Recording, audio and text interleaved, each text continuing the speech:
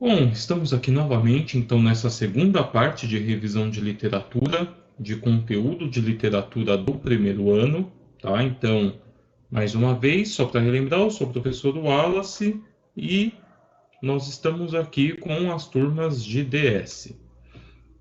Então, só para retomar alguns pontos, né, alguns objetivos importantes para essa aula, revisar pontos-chave para a compreensão da literatura, identificar marcas das escolas literárias no texto e relacionar textos literários com o contexto sócio-histórico em que ele foi escrito. Aqui em cima nós temos então o roteiro do que nós vamos ver nessa aula, né, falar um pouco sobre literatura de informação, sobre o Brasil, a estética do Barroco e o Barroco em Portugal e no Brasil, nessa ordem, porque é a ordem cronológica onde aconteceu primeiro. Então vamos lá em relação à literatura de informação. O que é chamado literatura de informação? Então, antes disso, qual que é o contexto que ocorreu essa literatura? Então, primeiramente, a literatura de informação, ela é a literatura de informação sobre a colônia, sobre o Brasil, no caso. Então, esse contexto está relacionado com o projeto colonial português, que tem suas bases nas grandes navegações e também no mercantilismo.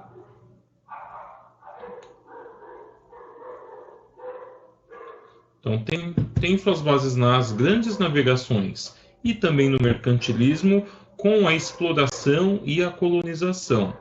Também é importante destacar que este contexto no qual o Brasil se insere está relacionado com a rivalidade entre as potências Portugal e Espanha, que na época eram nações muito potentes e que estavam aí disputando territórios, principalmente depois com a descoberta de ouro e prata, enfim, a descoberta de metais preciosos na América Espanhola. E isso também trata muito da questão dos ciclos de exploração da colônia portuguesa, ou do ciclo de exploração do Brasil, que tinha aí num primeiro momento um ciclo extrativista, passou por o ciclo açucareiro, foi para o ciclo do ouro, ciclo do café, que já não é mais uma colônia no ciclo do café, mas enfim, toda essa questão de ciclos para atender commodities internacionais e gerar aí riquezas para a coroa portuguesa. Em relação à literatura de informação sobre a colônia, não é um projeto literário, então os autores não se reuniram pensando em elaborar como que seria essa literatura de fato. Na verdade, o que a gente diz desse tipo de literatura é que ele é uma cultura transplantada. E por que uma cultura transplantada? Porque eram estrangeiros falando sobre o Brasil. Não era pessoas do Brasil retratando a própria nação ou, no caso, o próprio território, porque falar de Brasil em nação, naquela época é totalmente impossível, porque ele era uma colônia, não era uma nação. Mas eram pessoas de fora dando o seu olhar sobre o Brasil. Então, por isso que é uma cultura transplantada, não é uma cultura autêntica brasileira, não é ali formado por pessoas nascidas no Brasil. Em relação, então, às datas, a data que vai inaugurar é o achamento do Brasil, em 1500, e como uma obra para a inauguração dessa literatura de informação no Brasil, a gente pode dizer que é a Carta de Pero Vaz de Caminha, falando sobre esse novo território achado, e a finalização, ou o fim, a morte da literatura de informação no Brasil vai ser aí em 1601, com a publicação de Prosopopeia de Bento Teixeira. E aí, a partir desse momento, pelo menos em relação ao Brasil, as escolas literárias vão ter aí como marco publicação de obras. Lógico que é importante destacar, as pessoas não viravam o ano e pensavam, mudou toda a literatura, vamos fazer coisa nova. Na verdade, aí toda a questão da mudança, ela é um contínuo, ela vai sendo feita um pouco mais através do tempo, e quando tem aí uma publicação de uma obra, uma reunião em um grupo, pega como um marco simbólico. Não quer dizer que só em 1601 que começou-se a fazer outro tipo de literatura no Brasil, mas quer dizer que alguma coisa já era feita antigamente, mas tomou-se isso como um marco simbólico. E aí, a partir daquele período, intensificou-se mais, mas não quer dizer que o que era feito anteriormente parou, cessou de ser feito. Então, em relação às produções literárias, nessa época de literatura de informação, nós tínhamos aí algum texto em prosa, principalmente relatos de viagem, e esses relatos de viagem relacionados aí com o Novo Mundo, ou com a América, né?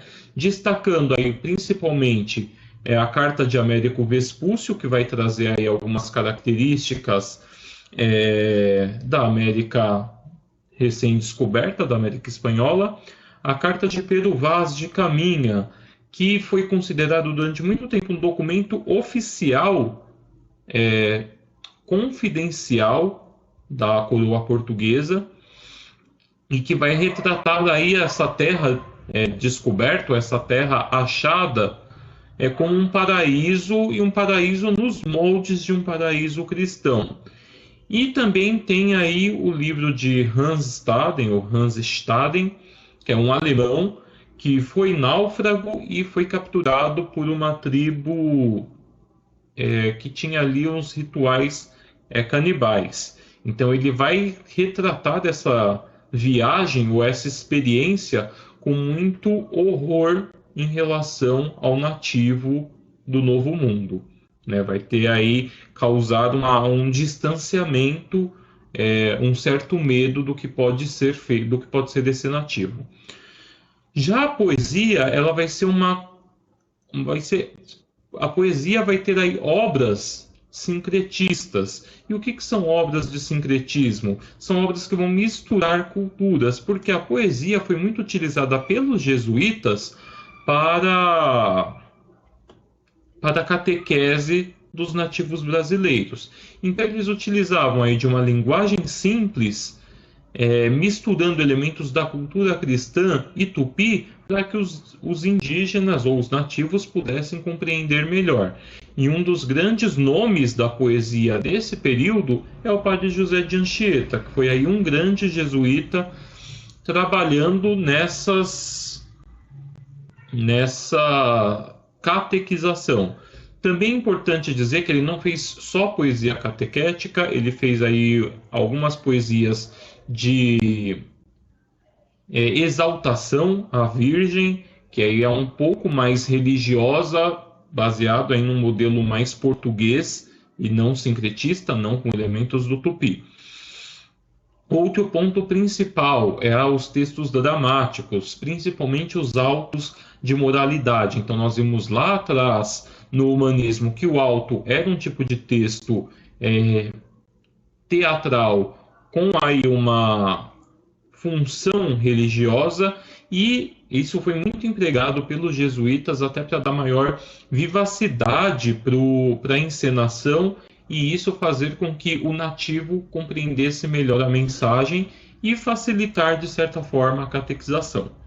Tá? E também o grande nome do texto dramático da literatura de informação é também José de Anchieta.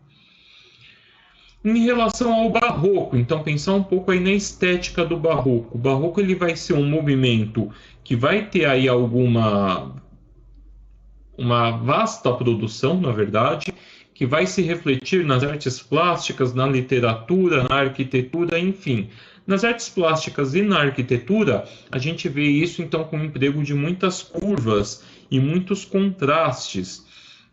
Então, e também na questão da grandiosidade. Se vocês pesquisarem na internet, a imagem da Igreja Sagrada Família de Barcelona vai ser um exemplo dessa arquitetura barroca.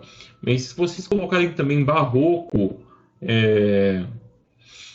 pesquisar imagens sobre o barroco, vocês vão ver aí quadros que utilizam muito contraste de claro e escuro, ou esculturas que têm aí muitos detalhes em formas totalmente retorcidas para dar essa ideia de volume, essa ideia de dramaticidade à cena, que esse é um ponto fundamental para o barroco. Na literatura, isso vai se refletir então na linguagem, vai ser uma linguagem muito mais hermética, uma linguagem fechada. Os textos barrocos eram feitos para serem lidos por poetas. A ideia de fazer um texto barroco era mostrar o quanto eu sou sagaz, o quanto eu domino a língua. Então não era um texto para ser divulgado para todo mundo. É uma literatura um pouco mais difícil de ser compreendida se você não vai a fundo nas figuras de linguagem. Era um tipo de texto que entregava bastante figuras de linguagem, diversas figuras de linguagem, exatamente para mostrar aí o trabalho rebuscado, o trabalho bem arquitetado da palavra. E algumas correntes foram muito importantes, como o cultismo e o conceptismo. O cultismo, jogo de palavras muito utilizado na poesia, e o conceptismo, que era o jogo de ideias e a argumentação bem desenvolvida, muito utilizado na prosa. Alguns temas eram muito recorrentes no barroco, como, por exemplo, o fusionismo, que era aí a junção de contrastes, de trazer no mesmo texto coisas que fossem totalmente opostas, o bem e o mal, o claro e o escuro, a santidade e o pecado. Também a questão da incerteza.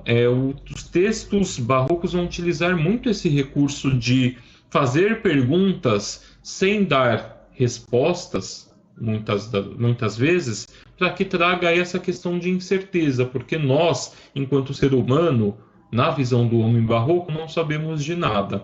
E isso se traduz também no feísmo da condição humana. O que seria esse feísmo? Pensar por que a condição humana é feia? Ela é feia porque ela é limitada, certo? O tempo, ele acaba sendo como um principal inimigo da condição humana, porque o tempo vai deteriorando tudo. O tempo é eterno, o tempo permanece, o ser humano não.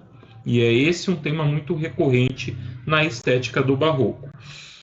E aí, quando a gente traz o barroco para Portugal, nós temos aí um contexto histórico um pouco anterior, que é a Reforma e a Contra-Reforma. A Reforma Protestante ocorreu lá em 1517, se eu não me engano, a Contra-Reforma em 1545.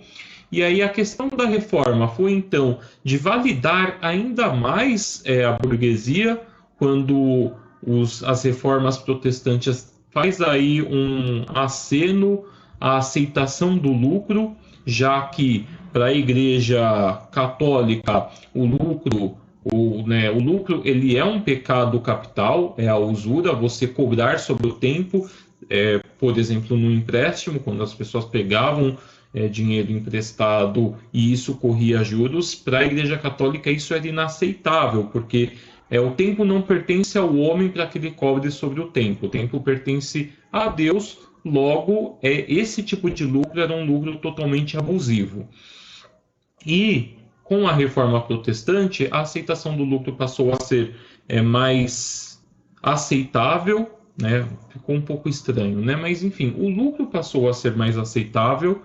E aí isso acabou dialogando mais ali com algumas nações, principalmente ali os reinos alemães e também ali a Inglaterra. Enquanto que os países que tinham ali uma forte pressão da Igreja Católica, eles foram submetidos à Contra-Reforma, e a Contra-Reforma ela foi num caminho totalmente oposto, trazendo aí mais austeridade, trazendo mais imposição e mais restrição das liberdades.